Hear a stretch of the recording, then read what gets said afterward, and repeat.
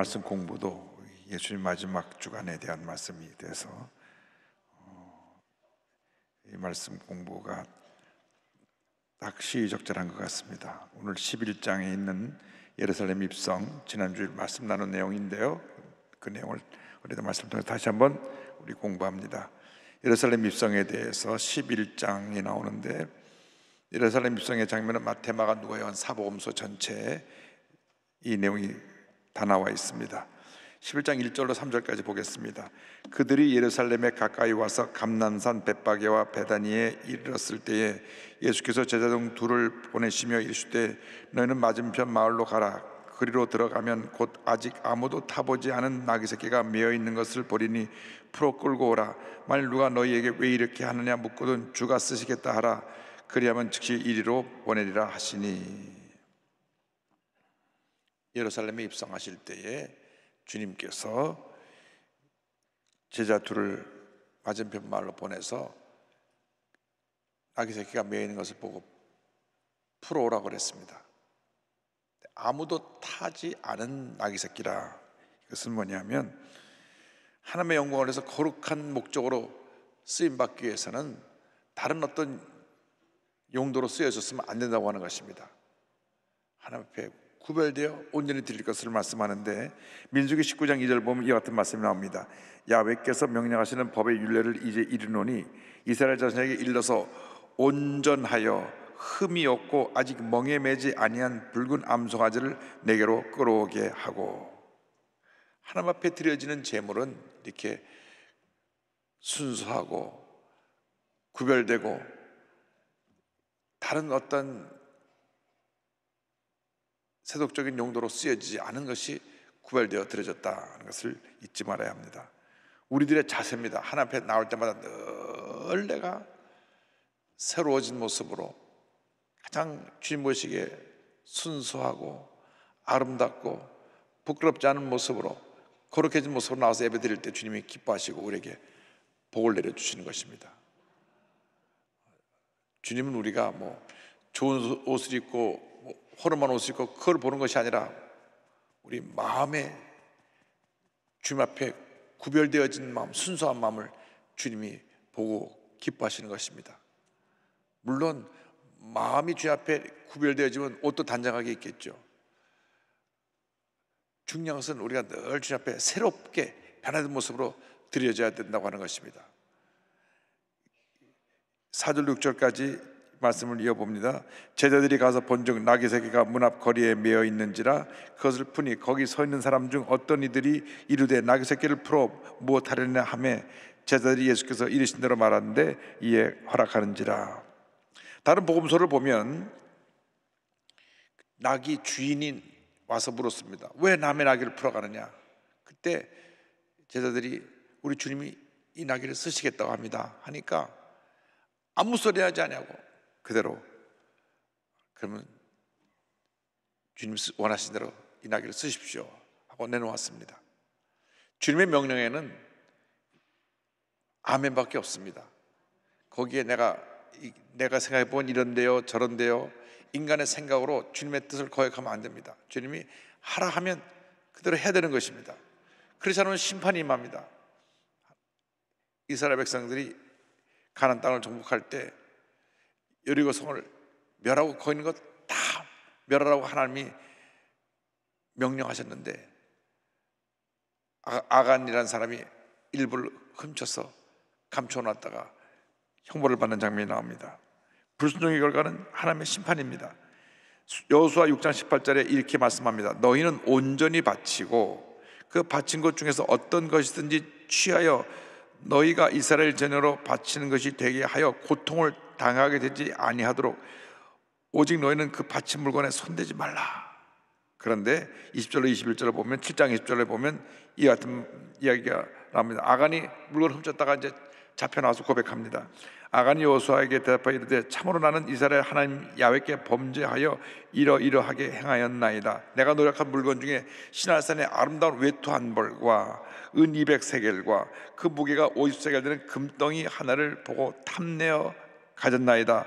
보소서 이제 그 물건들을 내 장막 가운데 땅 속에 감추었는데 은은 그 밑에 있나이다 하더라. 온전히 다 하나님께 바치고 어떤 것도 너희들이 취하지 말라. 그로 인해서 너희 온 이스라엘 백성이 고통을 당하리라. 그런데 그것을 안 보이게 훔쳐서 감춰놨다가 그 다음 아이성 전쟁에서 대패를 하고 그 다음에 전쟁에서 저희들이 왜 아이성 전쟁에서 패배하게 되는가? 제비 뽑으니까 아간이 뽑혀서 자기 죄를 고백합니다.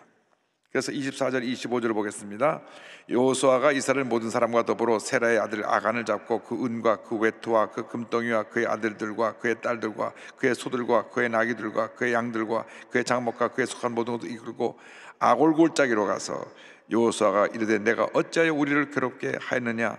여호와께서 오늘 너를 괴롭게 하시리라 하니 온 이스라엘이 그를 돌로 치고 물건들도 돌로 치고 불사르고. 아간이 지은 범죄 때문에 아간의 아들, 딸, 모든 자녀, 소, 나귀 모든 재산을 다 가지고 아골골짜기에 와서 저들이 다 돌에 맞아서 죽임을 당했습니다. 아간 한 사람 때문에 온 집안이 다 하나님의 심판을 받고 이러한 죽음이라고 하는 형벌을 당하게 된 것입니다. 그래서 그 가정에 믿음의 가정으로 세운 사람이 제일 그 사명이, 가정을 지킬 사명이 중요하다는 것을 깨닫고 늘 하나님 앞에 바로 서려고 노력을 해야 됩니다. 그로 인해서 온 가족이 힘들고 어려운 상황을 당하기 때문에 하나님 앞에 우리가 늘 바로 서 있으려고 노력하고 하나님의 뜻에 온전히 순종하는 주님의 자녀들이 되어야 할 것입니다. 11장 7절 이하에 이제 예루살렘 입성에 대한 얘기가 나옵니다. 다 같이 보겠습니다. 나귀 새끼를 예수께로 끌고 와서 자기들의 겉옷을 그 위에 얹어 놓음에 예수께서 타시니 많은 사람들은 자기들의 겉옷을, 또 다른 이들은 들에서 벤 나뭇가지를 길에 펴며 앞에서 가고 뒤에서 다른 자들이 소리 지르되 호산나 찬송하리로다. 주의 이름으로 오시는 이여 찬송하리로다. 온 우리 조상 다윗의 나라여 가장 높은 곳에서 호산나 하더라. 예수께서 예루살렘에 이르러 성전에 들어가사 모든 것을 둘러보시고 때가 이미 저물매 12제자를 데리시고 베다니에 나가시니라. 백성들이 이렇게 예수님을 열광적으로 환영했습니다. 백성들의 목적은 로마에서의 해방입니다. 우리가 1919년 3월 1일 독립운동을 할 때 일제 압제에서 해방되길 원해서 대한독립 만세를 외쳤지만은 그것이 그때 이루어지지 못했습니다. 그로부터 26년 더 지나서 1945년 8월 15일 해방이 이루어진 것입니다. 이게 사람들은 자유를 원합니다. 당시 이스라엘 백성들이 로마의 압제 속에서 하나도 속히 벗어나기를 원했는데 예수님이 그 일을 해줄 줄 알고 예수님을 모셨다가 그 일을 이루지 않으시니까 금요일 새벽에 모여서 십자가 못 박으라고 하고 예수님을 십자가에 못 박고, 그때 그들이 제사장과 예수님을 참수한 자들이 외쳤습니다. 그 피를 우리와 우리 자손에게 돌리소서. 빌라도는 어떻게든지 예수님을 안 죽이려고 했는데 예수님을 십자가에 달지 않으면 당신은 로마 제국의 충신이 아니라 반역자가 된다고 외치면서 그 예수의 피를 우리와 우리 자손에게 돌리소서. 그 말 그대로 예수님께서 십자가 달려 돌아가신 후에 40년쯤 지나서 AD 70년에 로마 디도 대장이 와서 예루살렘을 둘러싸고 그 안에는 모든 사람을 다 어른이고 아이고 할 것 없이 죽이고 예루살렘을 완전히 무너뜨렸습니다. 1948년 5월 18일 해방될 때까지 1900년 동안 떠다니는 신세 속에서 어디를 가든지 유대 사람들은 구박을 받고 따돌림을 당하고 많은 핍박을 당했던 것을 알 수 있습니다. 14세기로부터 17세기까지 페스트라고 하는 흑사병이 온 유럽을 휩쓸 때 유대인들만 그 흑사병에서 피해를 보지 않으니까 이 흑사병을 퍼뜨린 사람들이 유대인들이다 그래가지고 그 사람들을 붙잡아서 불에 태워지고 수많은 사람들이 죽임을 당하고, 그 죽임을 당한 것이 2차 세계대전 때는 독일 히틀러에 의해서 유럽 전역에서 약 600만인 넘는 유대인들이 다 죽임을 당했습니다. 하나님의 심판이 이렇게 엄미한 것입니다. 그래서 우리가 우리 입술에 긍정적인 열매, 거룩한 열매를 맺어야 됩니다. 여러분 입술로 늘 긍정적인 고백을 해야 됩니다. 하나님께서 우리 가정에 복을 주시고 우리 가정 자손 만대 하나님의 은혜가 함께 하심을 믿습니다. 긍정적으로 고백해야 됩니다. 부정적으로 고백하면 그 부정적인 그 고백에 우리가 사로잡혀서 우리 삶에 많은 문제 어려움을 당하게 되는 것입니다. 그래서 우리 일생 살아가는 동안에 절대 긍정 절대함대로 무장해서 약속의 말씀을 믿음으로 고백하고 그 말씀이 이루어지는 은혜를 체험하게 되기를 주님의 이름으로 축원합니다. 저주받은 무화과 이야기가 21장 18절 19절이 11장 12절로 14절, 마태복음은 21장 18절 19절에 나오는데요. 12절로 14절 보겠습니다. 이튿날 그들이 베다니에서 나왔을 때에 예수께서 시장하신지라 멀리서 잎사귀에 있는 한 무화과 나무를 보시고 혹 그 나무에 무엇이 있을까 하여 가셨더니 가서 보신즉 잎사귀 위에 아무것도 없더라. 이는 무화과의 때가 아님이라. 예수께서 나무에게 말씀하여 이르시되 이제부터 영원토록 사람이 내게서 열매를 따먹지 못하리라 하시니 제자들이 이를 듣더라. 무화과 열매가 1년에 2번에서 3번이 열립니다. 처음에 6월 달에 첫 익은 무화과가 열리고, 그 다음에 9월 달에 가을에 무화과가 열리고, 또 때때로 12월 달에도 열립니다. 그러니까 6월 달, 9월 달, 12월 달 이렇게 열리는데, 잎이 무성해서 첫 열매 수확할 때가 된 것 같아서 잎사귀를 헤쳐보니 열매가 하나도 없습니다. 그래서 하나님, 예수님이 그 무화과를 저주하신 것입니다. 이 잎이 무성하고 열매 없는 무화과는 당시 유대계 종교 지도자들, 겉은 거룩하면서 그 속은 영적으로 교만하고 부패해서 주님이 그들을 꾸짖을 때 회칠한 무덤 같다 그랬습니다. 겉은 꾸며놓지만 속은 완전히 무덤처럼 다 썩어있는 그런 모습인 것을 주님이 지적하셨는데, 이 무화과 나무도 마찬가지입니다. 잎은 무성한데 열매가 없어요. 바리새인들이 자랑합니다. 우리는 일주일에 이틀 이상 금식합니다. 온전한 11조를 드립니다. 십계명을 다 지킵니다. 입술로는 뭘 하는 것 같은데 마음으로는 주님을 경외하는 마음이 없고 늘 자기밖에 모르고 교만하고 하나님 뜻을 얘기하면서 자기 뜻을 더 강조하고, 그래서 결국 예수 십자가 못 박아 죽인 사람들이 그들입니다. 그래서 우리가 늘 주의해야 될 것은 열매 없는 신앙생활을 하면 안 됩니다. 교회를 오래 다녀도 열매가 없는 사람들이 결국 교회에 문제 어려움을 가져다 주게 되는 것입니다. 선한 열매를 맺어야 됩니다. 사랑을 실천해야 됩니다. 우리 이렇게 어려운 코로나19를 지나가면서 우리 구역 식구들을 사랑으로 돌봐야 되는 것입니다. 이 땅에 와 있는 200만 동남아를 비롯해서 전 세계에서 온 우리 외국인들을 사랑으로 보살펴야 되는 것입니다. 대한민국이 잘 산다고 소문이 나서 저 아프리카에서도 오고 동남아 전 지역에서 와서 여기서 와서 아주 고생을 하면서 열심히 일을 하고 또 수입이 생기는 건 다 본국에 보냅니다. 아무도 그들을 돌봐주지 않습니다. 때때로 악한 사업장 주인들은 월급도 제대로 주지 아니하고 크게 다쳐도 제대로 치료도 안 해주고 그런 사람들이 있습니다. 절대로 예수 믿는 사람들이 그렇게 하면 안 됩니다. 오히려 더 그들을 더 잘 보살펴주고 더 그들에게 사랑을 베풀어 줌으로 말미암아 저들이 그 사랑의 손을 통해서 예수를 만나게 되는 은혜가 있게 되기를 바랍니다.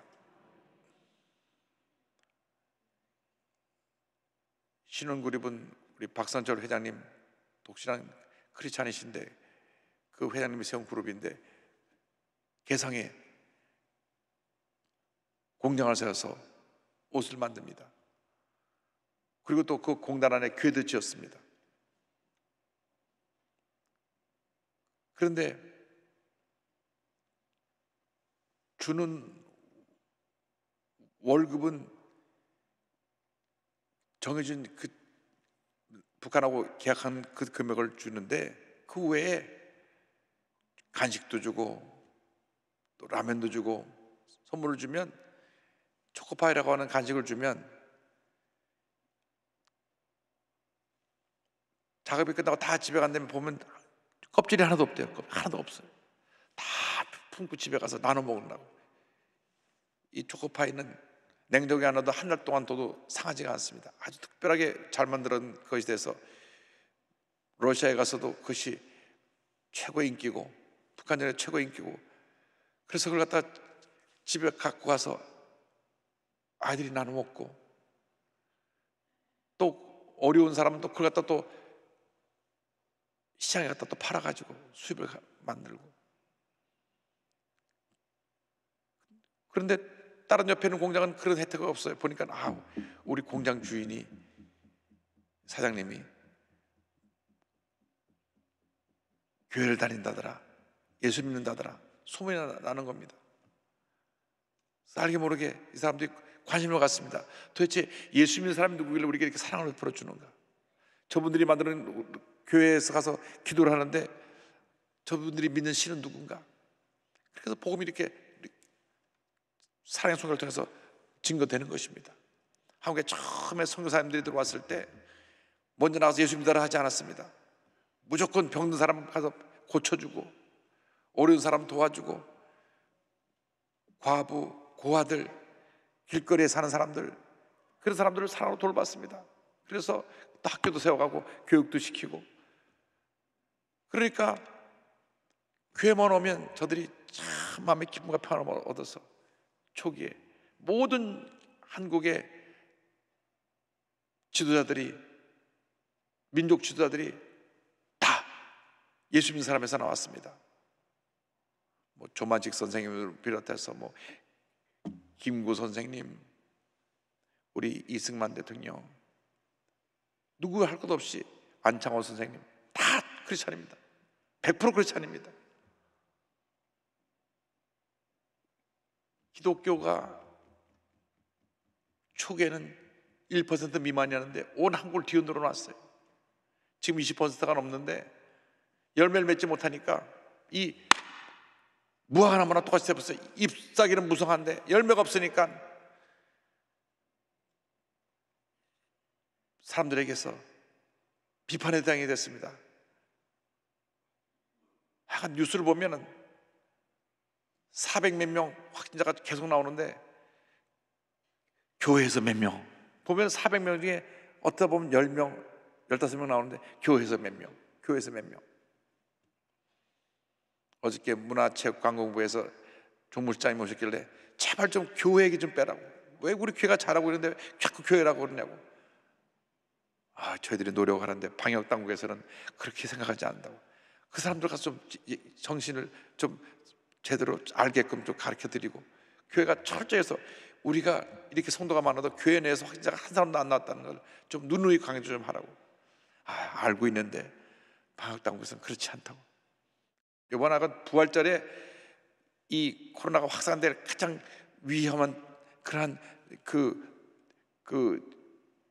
때라고 생각해가지고 아주 초비상이랍니다. 아니, 기독교의 최대 축제인데 부활절이 이 코로나 확산의 정점이 될 위험이 있다고 벌써부터 막 뉴스에서 계속 나와요. 부활절이 사망한 것을 깨뜨리고 예수님 부활하셔서 온 인류에 희망을 준 복된 날인데, 그날이 코로나 정점이 되는 날이라고 다들 교회를 갖다 지켜보겠다고 비상을 걸어갖고 아마 이번 주일날 우리 교회 앞에서 다 카메라 찍고 조사도 할 겁니다. 왜 그렇게 됐느냐? 방역당국을 야단할 것도 아니고 사람들을 뭐라고 할 것도 아니고요. 우리가 열매를 못 맺었어요. 열매. 사랑의 열매를 많이 맺었더라면 오히려 언론사에서 교회 이름 빼라고, 교회는 잘하는데 왜 교회 이름 넣냐고 그렇게 바뀌었을 거예요. 사람들이 뭐라 그러면 여론에 그런 댓글이 나와도 이 교회는 그만 얘기하고 교회는 잘하고 있는데 왜 그러냐고 좋은 댓글이 많이 올라갔을 텐데 우리가 잘 못해가지고 이렇게 두들겨 맞고 있는 것입니다. 그래서 남 탓할 것이 없어요. 내 탓이요 내 탓이요 내 큰 탓이로소이다. 이스라엘 백성들이 그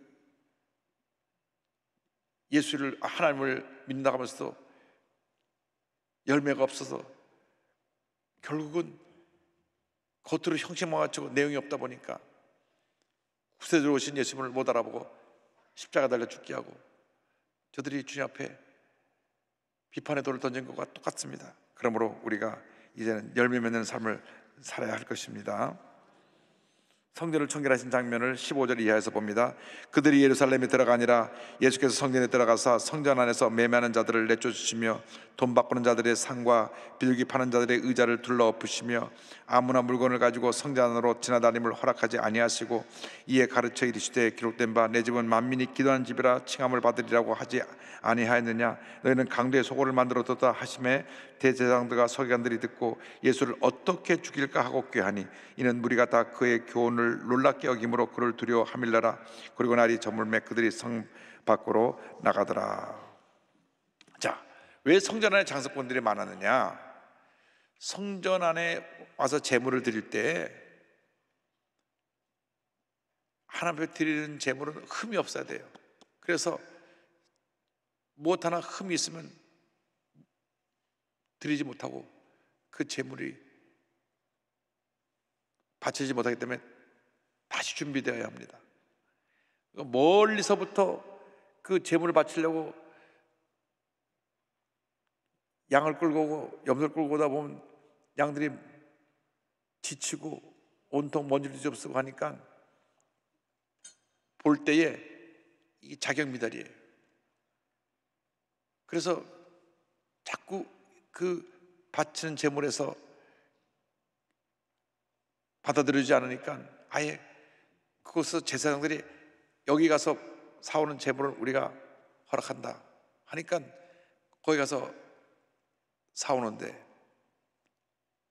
제사장하고 결탁을 해서 10만 원짜리면은 한 3, 4만 원 받아갖고 이문을 나눴습니다. 그러니까 비싼 걸 알면서도 울며 겨자 먹기로 그걸 사서 바쳐야 받으니까.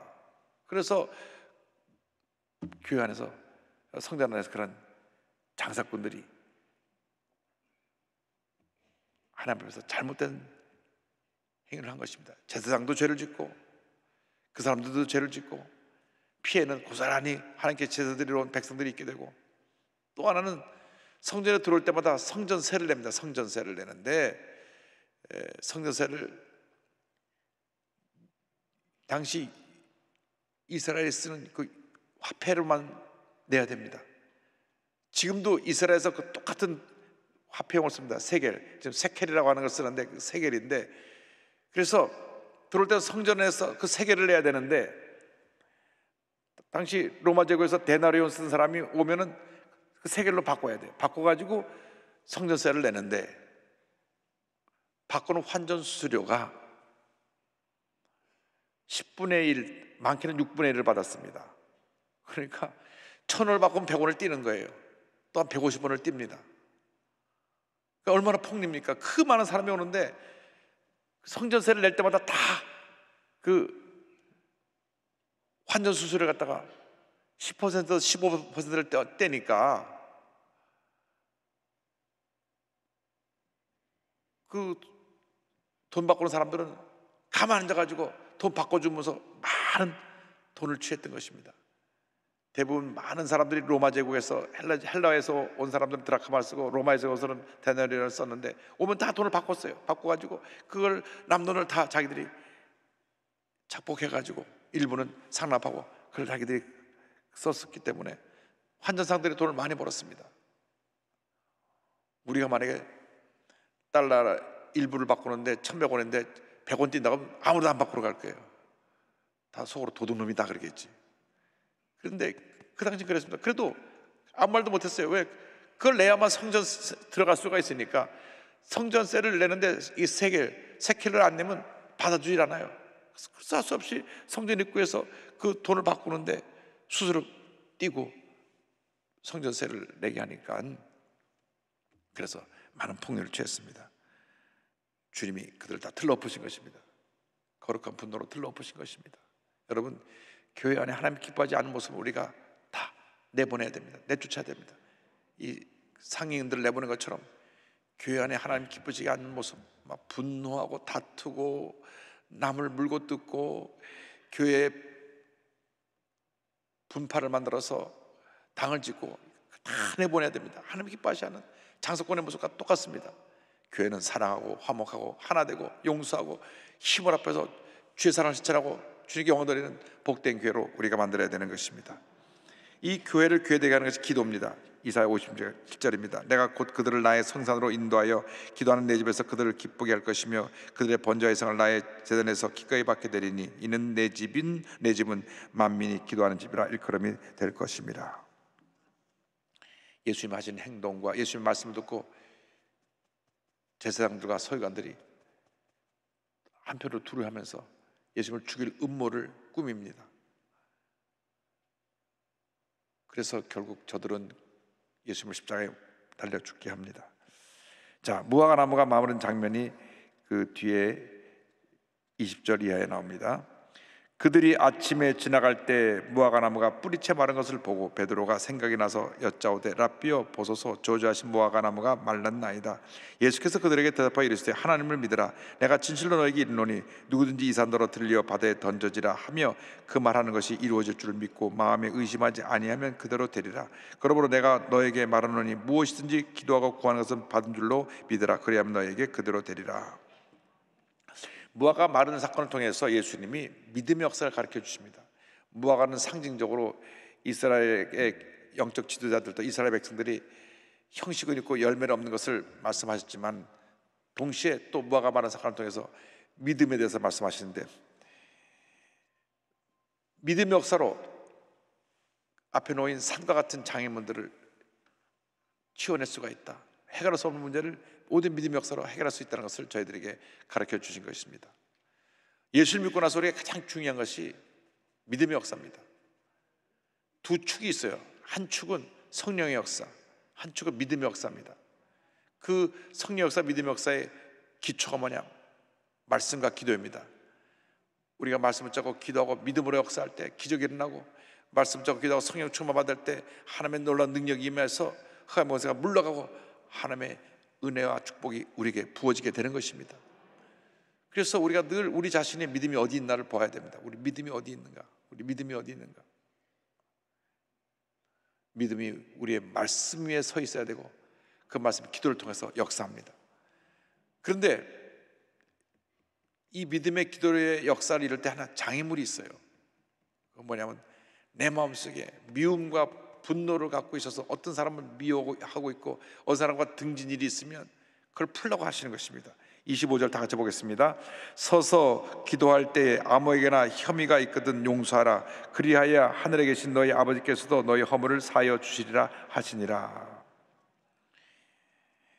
여기 혐의가 있거든 했는데 세 번의 성경을 보면 어떻게 되냐면 아무에게나 등진 일이 있거든, 같이 신앙생활 하다가 아무것도 아닌데 오해가 돼가지고 서로 등을 지고 같이 교회를 다녀도 대화를 하지 않습니다. 같이 교회 다녀도 보면 피합니다. 인사도 안 합니다. 그리고 주일날은 교회를 나와요. 근데 오늘 성경 말하기를 그렇게 하지 마라. 그렇게 하면 안 된다. 너희가 나에게 와서 너희 죄 허물을 용서받으려면 먼저 너희 마음속에 응어리진 것을 풀어라. 저 사람이 받아주고 안 받아주고 그게 문제가 아니고 내 마음에서 풀어내라는 것입니다. 주님, 나에게 상처 입은 사람을 용서합니다. 용서할 수 없지만 못했지만 그래도 주님 용서하시라 하니 용서합니다. 잘 안 돼요. 그러나 그렇게 입술을 고백하고 주님 앞에 나오면 하나님이 우리 마음을 어루만져 주시는 것입니다. 우리 마음에 상처 준 사람이 얼마나 많습니까? 어떤 사람은 자라나면서 부모에게 받은 상처를 평생 못 잊고 사는 사람도 있는데, 더군다나 신앙생활하면서 어떻게 보면 같은 믿음의 식구들인데 예수님의 사랑을 하나도 부족할 사람들이 오해가 돼서 서로가 등을 지고 다투고 그래서 갈라서게 돼갖고 같이 교회를 다닌다고 하면 그것이 짐입니다. 짐. 여러분, 짐을 내려놔야죠. 미움의 짐을 내려놓으시기 바랍니다. 분노의 짐을 내려놓으시기 바랍니다. 원망과 불평의 짐을 내려놓으시기 바랍니다. 왜냐? 내가 주님과의 관계에 내가 편해야 되니까. 찬송 있잖아요. 나의 마음속이 늘 평안해. 평안해야 되잖아요. 평안하지 않으니까 이것이 내가 신앙생활할 때 걸림돌이 되고 불편하고 감사가 사라지고 기쁨이 사라지고, 그래서 그 기쁨과 감사 사라지니까 온몸이 안 아픈 데가 없고 대인과의 관계가 다 뒤틀려지고 이렇게 되는 것입니다. 그 대상이 누구라고 할지라도 예수의 사랑으로 풀어버리시기 바랍니다. 나를 좀 잘못 키워서 내가 이 모양이 꼴이다 한 분이 있더라도 여러분을 낳아줘서 오늘 여기까지 온 거니까 부모님을 다 용서하시고 이 시간 다 풀어내야 됩니다.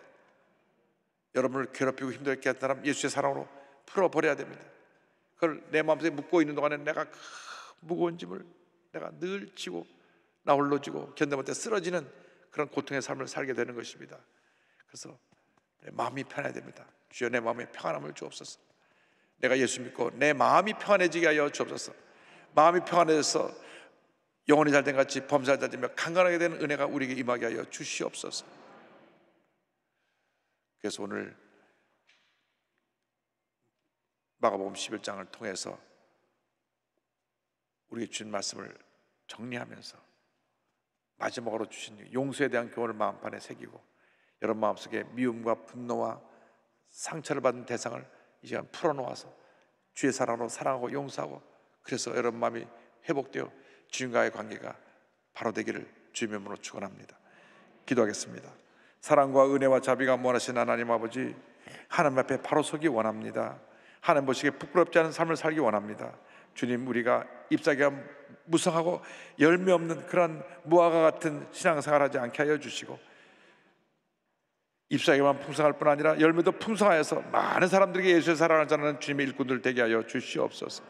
기도를 회복하게 하여 주시옵시고, 주님, 무엇보다도 믿음의 기도를 통하여 하나님의 기적을 체험하고 사랑하고 용서하며 살게 하여 주시옵소서. 예수님의 이름으로 기도 올리옵나이다. 아멘.